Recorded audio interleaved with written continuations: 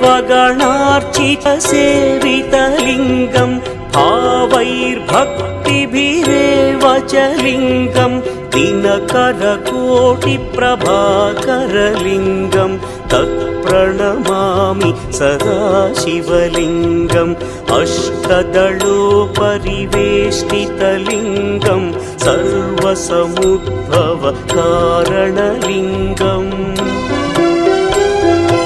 अष्टदरिद्र्यविनाशनलिङ्गं तत्प्रणमामि सदा शिवलिङ्गम् सुरगुरुसुरवरपूजितलिङ्गं सुरवनपुष्पसरार्चितलिङ्गम् परमपदं